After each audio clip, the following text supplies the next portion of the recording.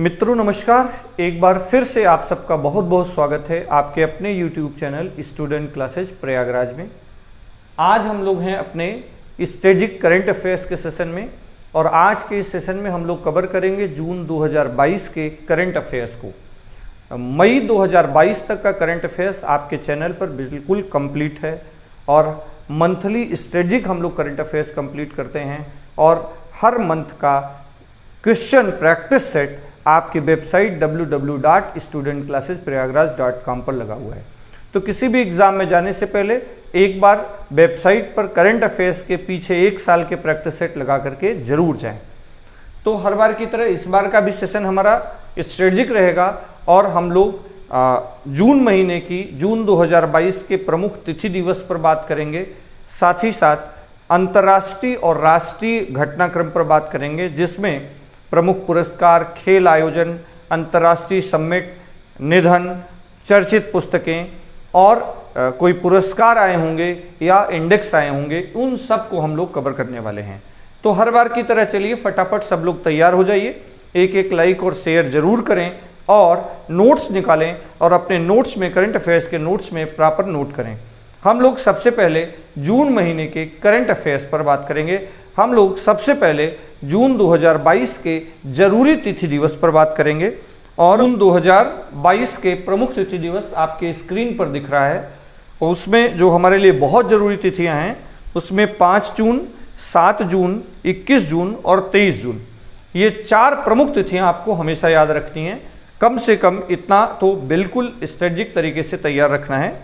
और सबको पता है कि 5 जून प्रतिवर्ष हम लोग विश्व पर्यावरण दिवस के रूप में मनाते हैं, विश्व पर्यावरण दिवस के रूप में मनाते हैं। और 2022 में विश्व पर्यावरण दिवस का जो थीम था वो था ओनली वन अर्थ। तो इसे भी आप नोट करेंगे, 5 जून 2022 विश्व पर्यावरण दिवस 2022 का जो थीम है वो है ओनली वन अर्थ। इसके अलावा 7 जून को हम लोग मनाते हैं वर्ल्ड फूड सेफ्टी डे, विश्व खाद्य सुरक्षा दिवस के रूप में इसे मनाया जाता है। और 23 जून को प्रतिवर्ष, 21 जून को प्रतिवर्ष हम लोग अंतर्राष्ट्रीय योग दिवस के रूप में मनाते हैं। इसे संयुक्त राष्ट्र संघ द्वारा घोषित किया गया है।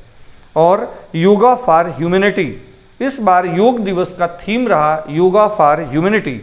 और 23 जून को संयुक्त राष्ट्र लोक सेवा दिवस के रूप में मनाया जाता है। साथ ही साथ अंतर्राष्ट्रीय ओलंपिक दिवस के रूप में भी इसे मनाया जाता है। Together for ever peaceful world, together for ever peaceful world, अंतर्राष्ट्रीय ओलंपिक दिवस 2022 का जो थीम था वो together for ever peaceful world था। तो देखिए ये हमारे जून महीने के प्रमुख तिथि दिवस हैं और उनमें जो जरूरी थीम है उसे भी हमने बताने का प्रयास किया। 5 जून, 7 जून, 21 जून और 23 जून, कम से कम जून महीने की इतनी तारीखें आपको हमेशा ध्यान में रखनी है। तो इसे आप लोग अपने नोट्स में अपडेट करेंगे। मई के बाद अब जून 2022 का करंट अफेयर्स आप देख रहे हैं और ये करंट अफेयर्स थोड़ा सा विलंब रहा कुछ निजी कारणों से, लेकिन जुलाई महीने से प्रॉपर आपको सही समय पर करंट अफेयर्स मिलते रहेंगे। तो चलिए, मेरे ख्याल से इसे आप नोट कर चुके होंगे, फटाफट इसे आप नोट करें और वेबसाइट पर स्ट्रेटेजिक प्रैक्टिस के लिए आप कहीं भी कैसे भी कुछ भी पढ़ रहे हों, लेकिन मैथ, रीजनिंग, जीएस, हिंदी में टॉपिक वाइज प्रैक्टिस के लिए वेबसाइट www.studentclassesprayagraj.com पर जाना न भूलें। चलिए हम लोग बढ़ते हैं आगे और बात करते हैं कुछ प्रमुख अंतर्राष्ट्रीय घटनाक्रम पर। जून 2022 में जो प्रमुख अंतर्राष्ट्रीय घटनाक्रम हमारे एग्जाम के पॉइंट ऑफ व्यू से जरूरी हो सकते हैं, हम उसे कवर करते हैं। सबसे पहले तो कॉमनवेल्थ से खबर है। कॉमनवेल्थ में 2 नए सदस्य देश शामिल हुए हैं। कॉमनवेल्थ में 2 नए सदस्य देश शामिल हुए हैं और ये जो 2 नए सदस्य देश हैं ये अफ्रीकी देश हैं। एक है टोगो और दूसरा है गैबन।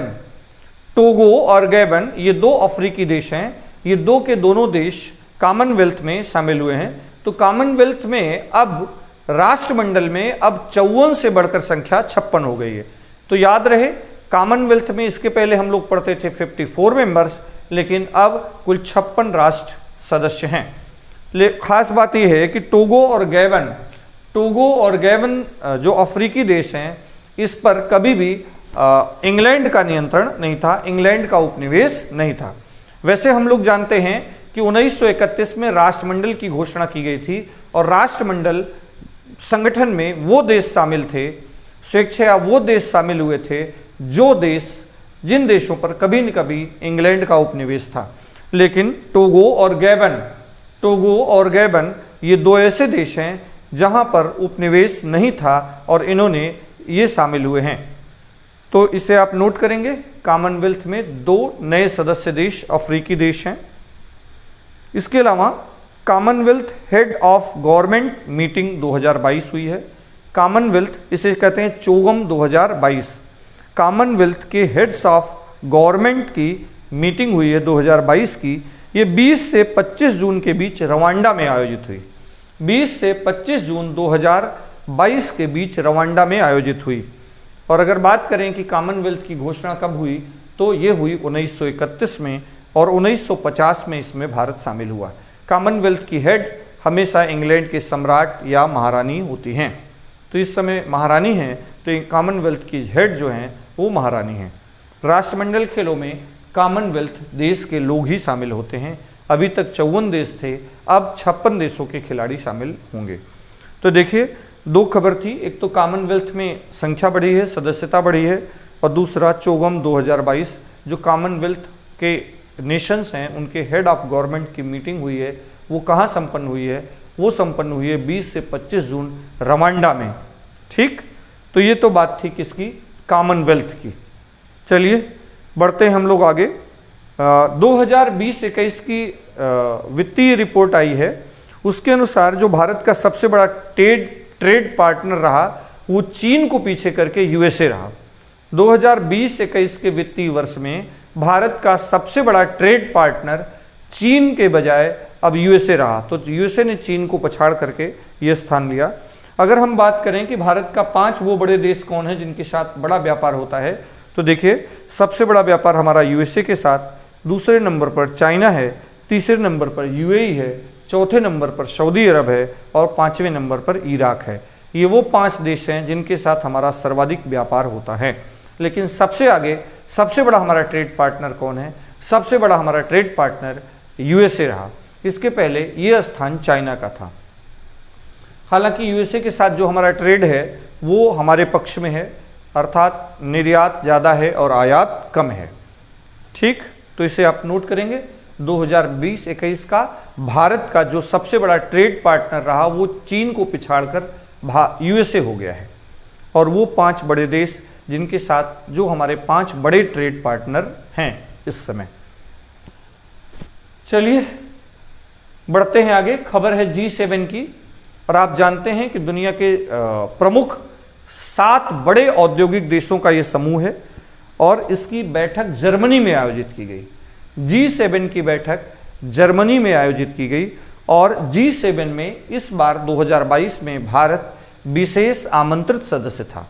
G7 के शिखर सम्मेलन में 2022 में भारत विशेष आमंत्रित सदस्य था और इसमें भारत की ओर से प्रधानमंत्री नरेंद्र मोदी ने भाग लिया। तो आप इसे नोट करेंगे और देखेंगे कि G7 जो औद्योगिक देशों का संगठन है उसमें कुल 7 देश कौन कौन से हैं। वो हैं Canada, France, Germany, Italy, Japan, UK और यूएसए। तो आप इसे G7 को भी नोट करेंगे। और आप जानते हैं कि G7 में रूस भी था, लेकिन वर्तमान में रूस बाहर है, तो बीच में G8 हुआ था और फिर ये G7 है। तो आज की तारीख में ये संगठन G7 के नाम से ही जाना जाता है और इसमें कुल 7 देश हैं, 7 बड़े औद्योगिक देश हैं, जिसमें प्रमुख है UK, USA, Canada, France, Germany, Italy और जापान। इस बार भारत इसमें विशेष आमंत्रित सदस्य के रूप में शामिल हुआ। जर्मनी में इसकी बैठक आयोजित की गई, इसका शिखर सम्मेलन आयोजित किया गया। तो चलिए फटाफट आप इसे नोट करेंगे और फिर हम लोग बढ़ते हैं आगे। यूरोप में बेल्जियम की राजधानी ब्रुसेल्स में मैंगो फेस्टिवल का आयोजन किया गया। भारत के समर्थन में मैंगो फेस्टिवल का आयोजन यूरोप में बेल्जियम की राजधानी ब्रुसेल्स में आयोजन किया गया। और ऐसे आयोजन का जो उद्देश्य है वो है कि यूरोप में भारतीय आमों के प्रति जागरूकता फैलाना और निर्यात में वृद्धि करने के उद्देश्य से ये फेस्टिवल का आयोजन किया गया। तो मैंगो फेस्टिवल यूरोप में किस देश में आपको ध्यान में रखना है? बेल्जियम में, और उसकी राजधानी ब्रुसेल्स में। चलिए हम लोग बढ़ते हैं आगे, बात करते हैं G20। बात करते हैं G20। तो देखिए G20 फिर से चर्चा में है, क्योंकि G20 2030 की बैठक की मेजबानी कौन करने वाला है? भारत में कहाँ होने वाला है? जम्मू कश्मीर। तो जम्मू कश्मीर में ये जो बैठक होगी, एक प्रकार से वैश्विक समुदाय को एक मैसेज भी होगा, क्योंकि जम्मू कश्मीर जो पाकिस्तान का हमेशा विवाद बना रहता है, तो एक इस बड़ी समिट से विश्व को एक मैसेज भी है कि हमारा जम्मू कश्मीर अनन्य भाग है। तो एक बहुत अच्छी शुरुआत है। G20 2030 की जो मेज़बानी करने वाला है वो हमारा जम्मू कश्मीर राज्य करेगा, और G20 में भारत भी शामिल है, और कुल इसमें 19 देश हैं। कुल इसमें 19 देश हैं और प्लस 20वां यूरोपीय यूनियन है। इसमें शामिल है यूरोपीय यूनियन और दुनिया के 19 देश, जिसमें एक देश भारत है। और G20 ऐसा संगठन है जिसका कोई अस्थायी मुख्यालय नहीं है, और जिस वर्ष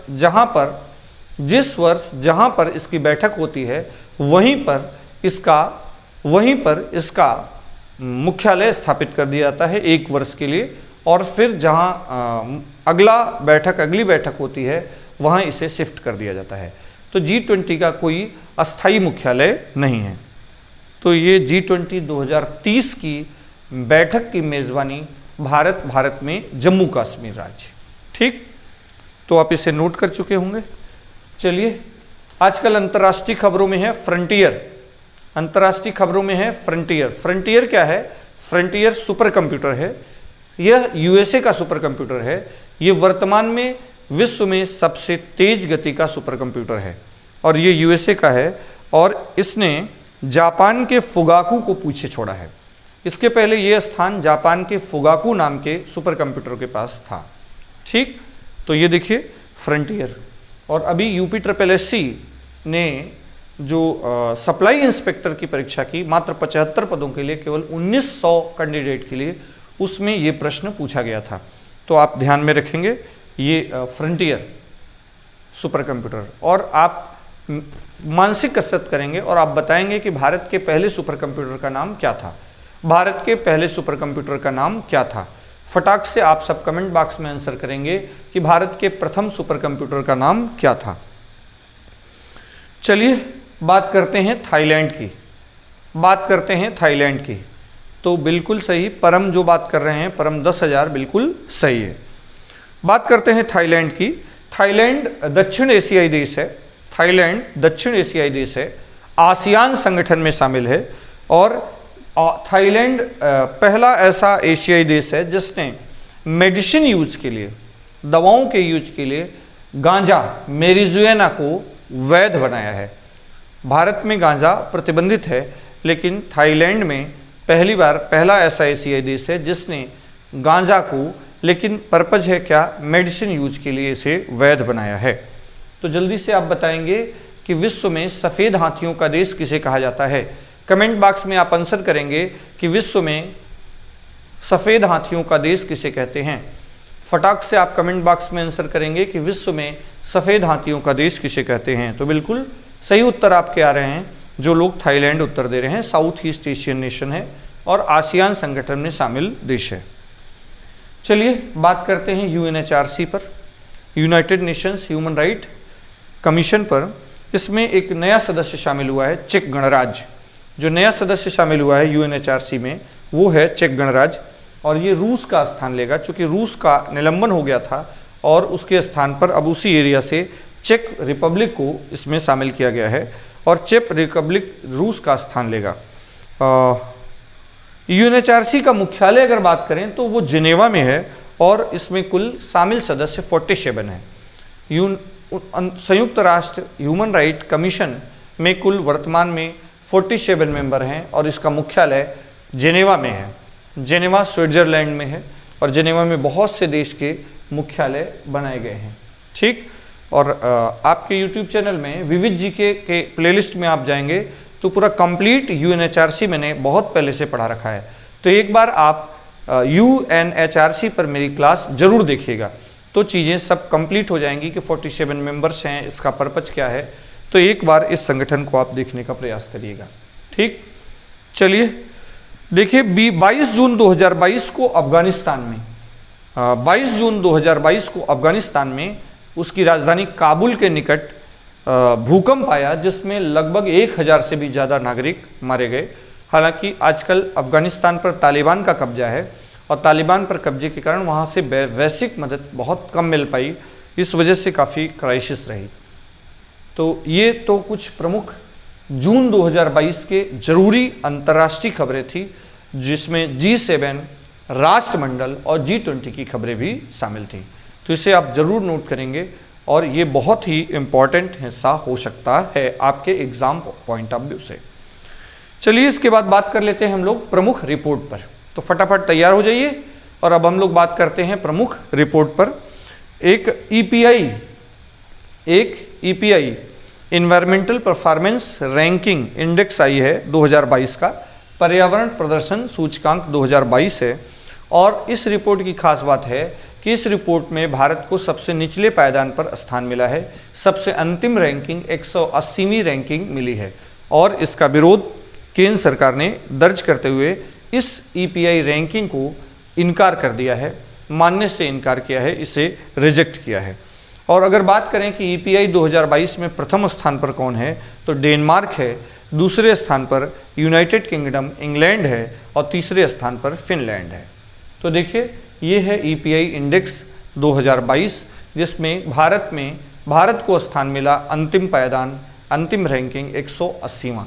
तो पर्यावरण सुरक्षा के दृश्य में जो देशों के परफॉर्मेंस होते हैं उसके आधार पर ये रिपोर्ट तैयार की जाती है, लेकिन केंद्र सरकार ने इस रिपोर्ट को, इस रैंकिंग को रिजेक्ट कर दिया है, मानने से इनकार किया है। तो आप इसे नोट करेंगे, पहला, दूसरा और तीसरा स्थान। चलिए आप इसे नोट कर चुके होंगे, हम लोग बढ़ते हैं आगे, बात करते हैं QS वर्ल्ड यूनिवर्सिटी रैंकिंग 2023 आई है। QS वर्ल्ड यूनिवर्सिटी रैंकिंग 2023 आई है। तो इस बार भी पहले स्थान पर MIT, USA का संस्थान MIT रहा है। Massachusetts institute of technology MIT USA का है। पिछले बार भी 2022 वाली रिपोर्ट में भी पहला स्थान इसे ही प्राप्त हुआ था। अगर इस रैंकिंग में भारत की बात करें तो सबसे टॉप पर भारत का जो रहा है IISc Bengaluru, Indian institute of science Bengaluru, और इस रैंकिंग में उसे 155वां स्थान और भारत की ओर से पहला स्थान मिला है। पूरे अगर वर्ल्ड यूनिवर्सिटी रैंकिंग में बात करें कि टॉप 200 में भारत के कुल कितने संस्थान हैं, तो टॉप 200 में भारत के कुल 3 संस्थान हैं। एक है IISc, दूसरा है IIT दिल्ली, तीसरा है IIT मुंबई। और अगर इस पूरी रैंकिंग की बात करें तो इस पूरी रैंकिंग में भारत के कुल 41 संस्थान, यूनिवर्सिटीज शामिल किए गए हैं। तो कुल 41 संस्थानों को इसमें जगह मिली हुई है। तो देखिए QS वर्ल्ड यूनिवर्सिटी रैंकिंग को आप नोट करेंगे 2023, और स्पेशली भारत के संदर्भ में इसे जरूर नोट करेंगे। चलिए बढ़ते हैं हम लोग अगले रिपोर्ट की ओर। जो अगला रिपोर्ट आया है वो फसाई, भारत में जो फूड सेफ्टी के लिए स्टैंडर्ड संस्थान है उसके द्वारा चौथी फूड स्टेट सेफ्टी रिपोर्ट जारी की गई है और 2021-22 के संदर्भ में, और यह रिपोर्ट 7 जून को वर्ल्ड फूड सेफ्टी डे के अवसर पर जारी की गई। और इस रिपोर्ट में अगर बात करें तो बड़े राज्यों में सबसे टॉप पर तमिलनाडु रहा है, भारत में छोटे राज्यों में गोवा का स्थान रहा है, केंद्र शासित प्रदेशों में टॉप पर जम्मू कश्मीर रहा है। तो आप भारत द्वारा, फसाई द्वारा, संगठन द्वारा जारी की गई इस फूड सेफ्टी रिपोर्ट को देखेंगे।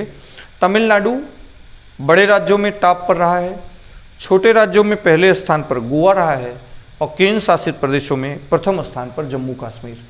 तो आप इसे नोट करेंगे पूरी की पूरी इस रिपोर्ट को, और टॉप 3 राज्यों के भी नाम आप इसे नोट रखेंगे। फसाई द्वारा ये रिपोर्ट जारी की जाती है, फूड सेफ्टी रिपोर्ट है, फूड सेफ्टी रिपोर्ट है।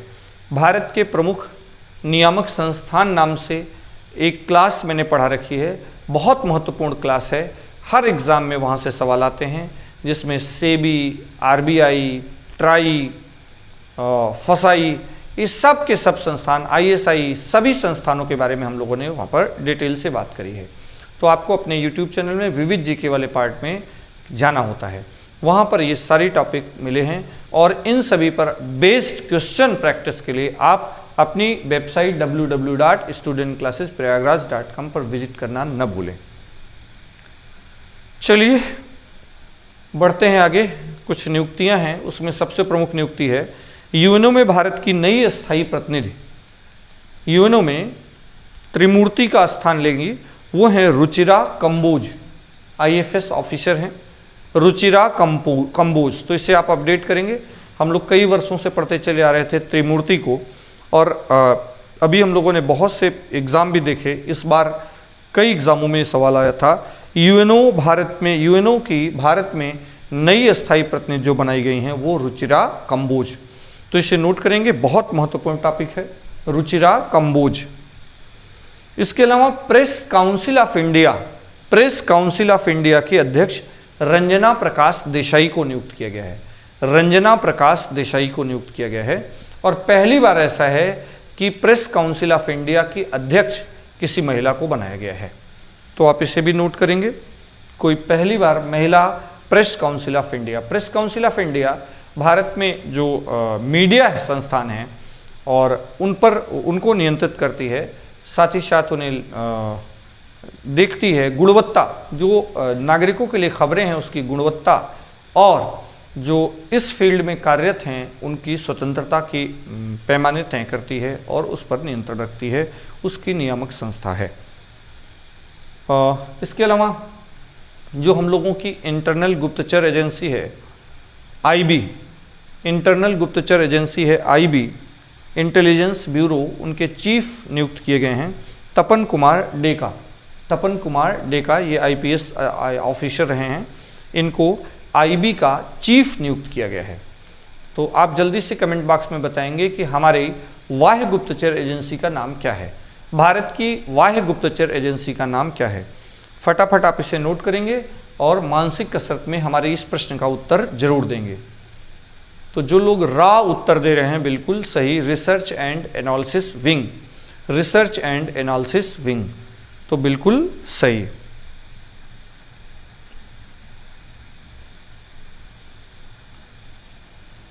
तो आप इसे नोट कर लिए होंगे।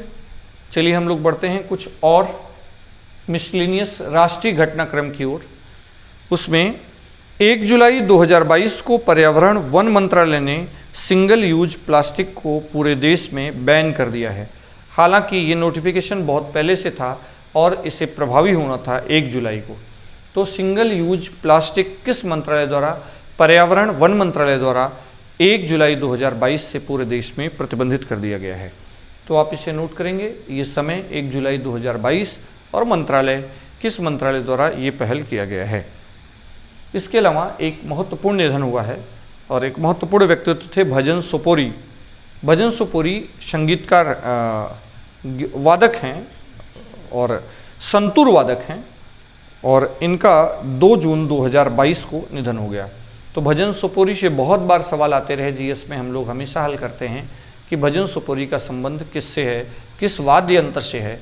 तो याद रहे भजन सोपोरी का संबंध सरोद वादन से है और 2 जून 2022 को इनका निधन हो गया। तो आप इसे नोट करेंगे। इसके अलावा बॉर्डर रोड ऑर्गेनाइजेशन, आप जानते हैं कि बॉर्डर रोड ऑर्गेनाइजेशन सेना संबंधी सड़कों के लिए जिम्मेदार होती है। सेना की ज़रूरत की सड़कों को बनाना, दुर्गम क्षेत्रों में, पर्वतीय क्षेत्रों में सड़कों का निर्माण और सीमावर्ती इलाकों में सड़कों का निर्माण का काम करती है।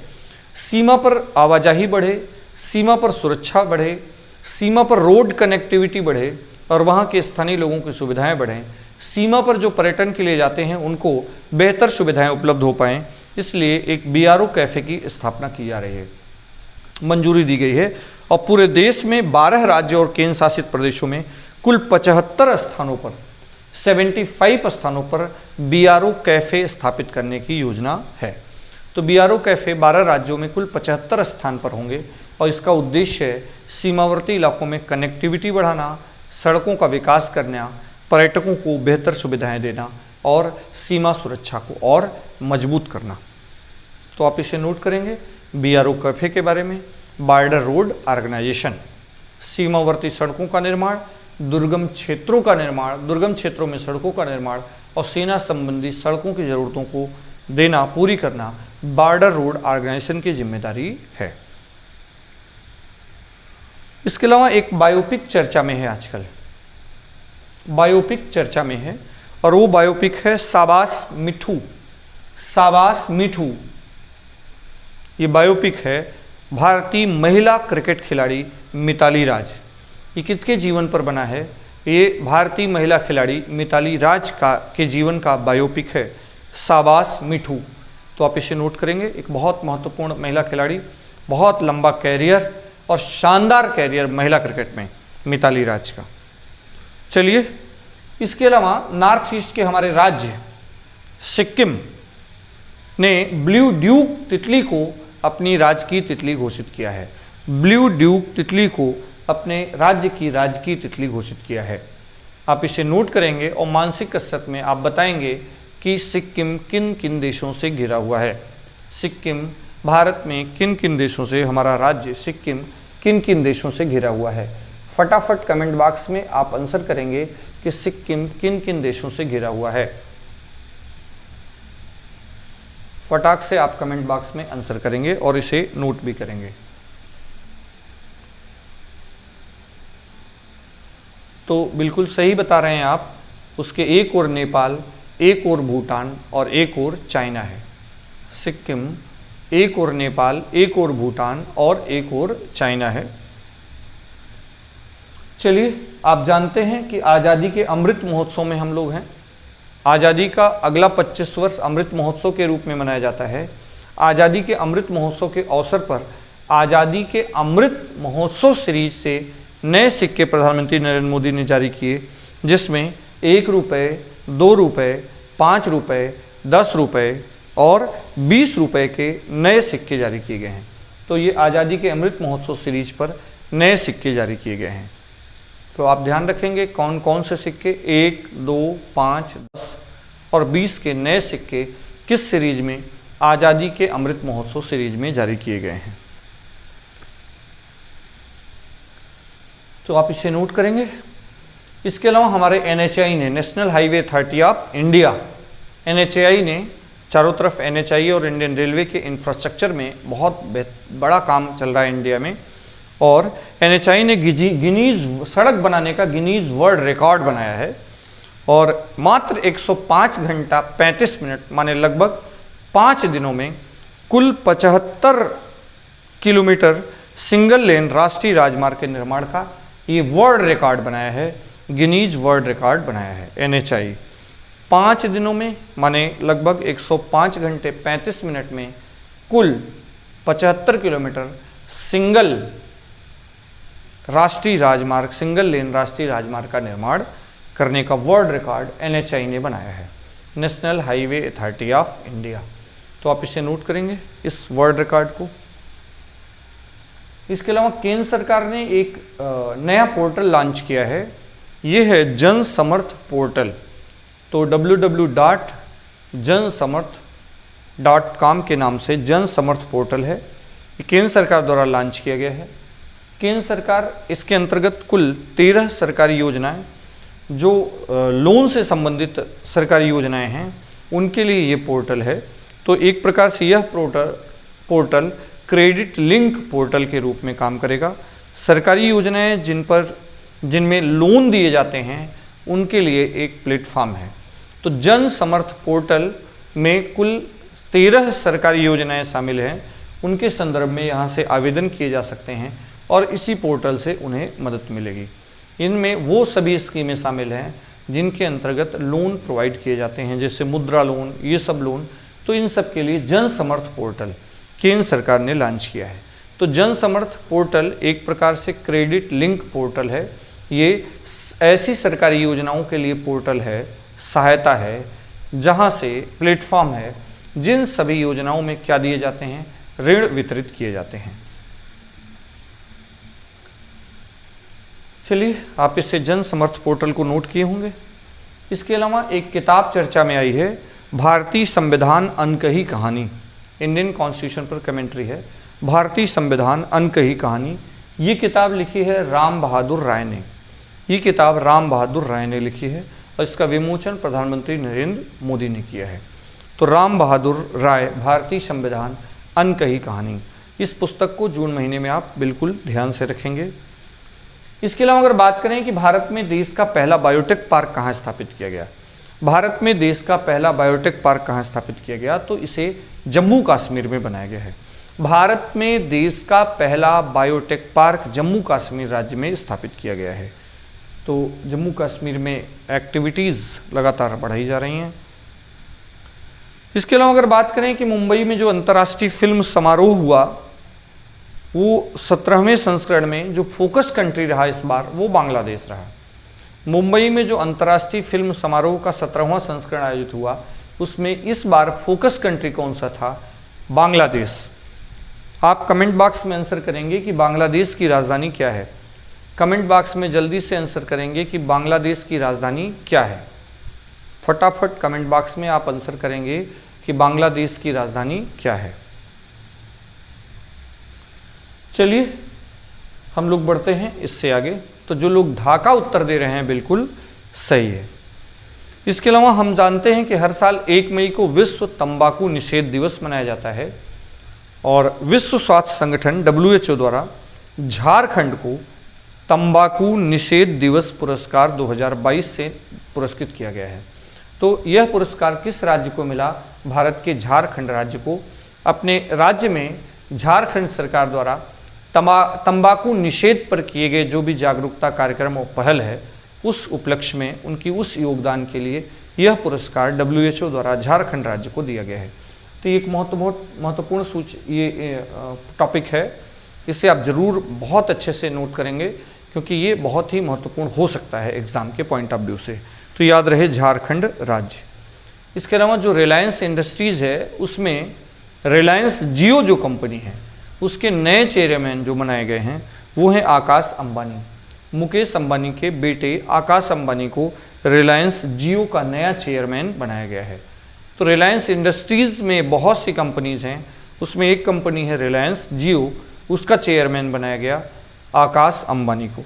तो आप इसे देखेंगे, नोट करेंगे, ठीक।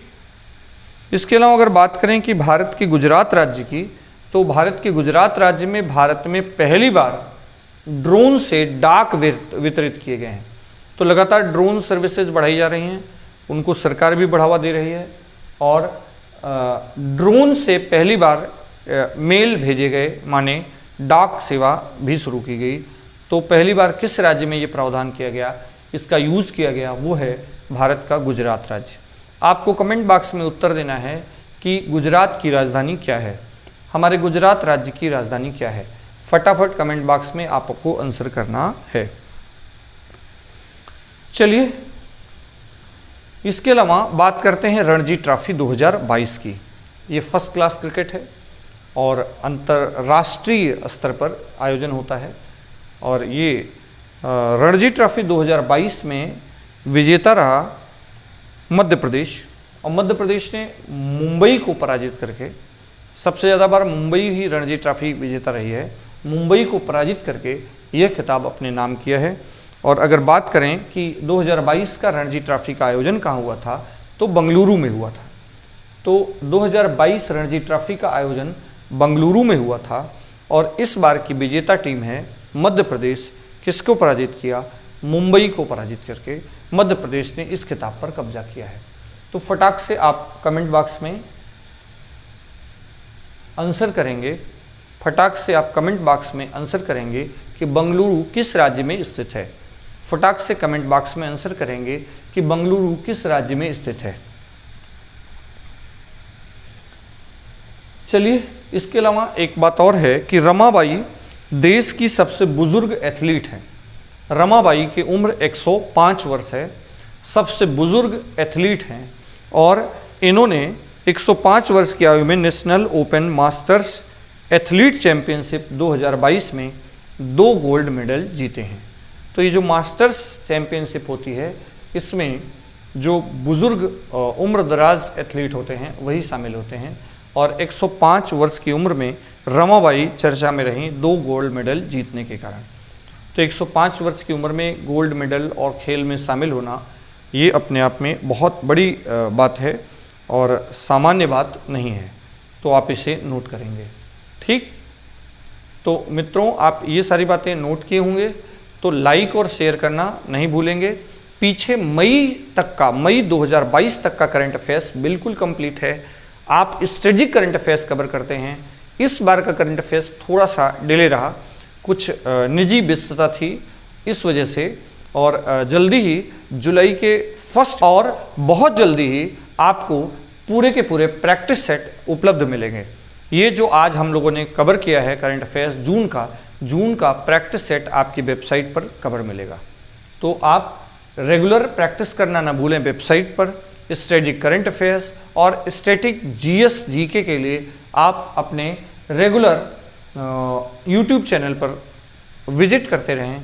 और आज की क्लास में बस इतना ही, फिर मिलेंगे, तब तक के लिए धन्यवाद।